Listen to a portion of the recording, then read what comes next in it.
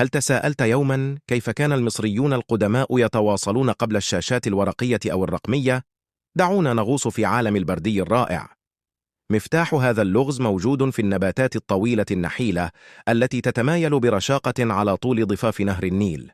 في هذا الفيديو سننطلق في رحلة مثيرة لتتبع حياة هذا النبات المائي، بدءا من زراعته وحتى الدور الحيوي الذي لعبه في تشكيل الحضارات. تبدأ قصة ورق البرد في المستنقعات الخصبة في دلتا النيل، وهو المكان الوحيد في العالم الذي ينمو فيه بشكل طبيعي. هنا يزدهر النبات في الدفء على مدار العام والمياه الوفيرة، ويصل ارتفاعه إلى 15 قدم. بمجرد وصول النباتات إلى مرحلة النضج يتم حصادها عن طريق قطع السيقان القريبة من الجذر. يتم بعد ذلك تجريد هذه السيقان من طبقاتها الخارجية لتكشف عن قلب ناعم وبليغ. يتم تقطيع هذا اللب إلى شرائح طويلة ورفيعة، يتم وضعها جنبا إلى جنب، ثم يتم تغطيتها بمجموعة أخرى من الشرائط بزاوية قائمة لتشكل نمطا متقاطعة. يتم بعد ذلك طرق هذه الشبكة من شرائح البردي معا، وهي عملية تطلق النشويات الطبيعية للنبات وتعمل كغراء لتثبيت الشرائط معا، والنتيجة هي ورقة من ورق البردي يتم تجفيفها بعد ذلك تحت أشعة الشمس المصرية الحارة حتى تصبح متينة ومسطحة. ولكن ما هي استخدامات هذه الورقة المصنوعة من النبات؟ الجواب على ذلك واسع النطاق مثل النيل نفسه. كانت ورق البردي مادة الكتابة الأساسية في مصر القديمة، وهنا كتبت أولى الكتب في العالم أو المخطوطات على لفائف من ورق البردي، مما أدى إلى تخزين ثروة من المعرفة التي شكلت فهمنا لهذه الحضارة القديمة. وبعيدا عن الكتابة، كان لورق البردي العديد من الاستخدامات الأخرى. تم استخدام النبات لصنع أشياء مثل الصنادل والسلال والحصير وحتى القوارب.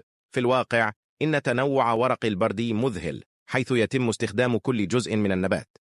باختصار، كان ورق البردي موردا أساسيا في مصر القديمة، وجزءا لا يتجزأ من الاتصالات وحفظ السجلات والحياة اليومية. وكانت زراعتها عملية دقيقة، وكانت معالجتها وتحويلها إلى مادة للكتابة بمثابة شهادة على براعة المصريين القدماء.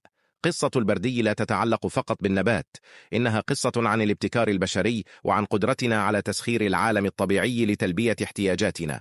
إنه يذكرنا بعلاقتنا العميقة بالبيئة والأشياء المذهلة التي يمكننا تحقيقها عندما نعمل في وئام مع الطبيعة. من ضفاف نهر النيل المستنقعية إلى المخطوطات الموجودة في أيدي الكتبة، تعد رحلة ورق البردي قصة آسرة عن النمو والتحول والمنفعة.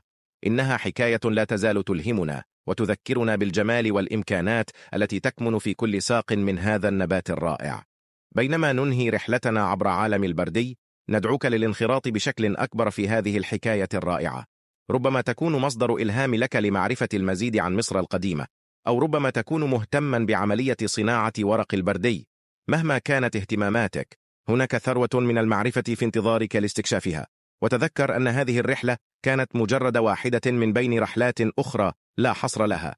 العالم مليء بالقصص الجذابة التي تنتظر أن تروى وتنتظر أن تسمع.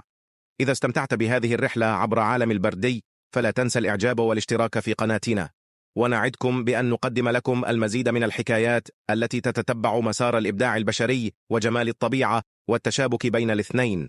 لذلك دعونا نواصل رحلة الاستكشاف والاكتشاف هذه معا. قم بالإعجاب والمشاركة والاشتراك، ودعنا نتعمق في المزيد من القصص الرائعة عن الماضي والحاضر والمستقبل. دعونا نستمر في الإعجاب ببراعة أسلافنا وتقدير جمال الطبيعة وإلهام أنفسنا لخلق عالم أفضل.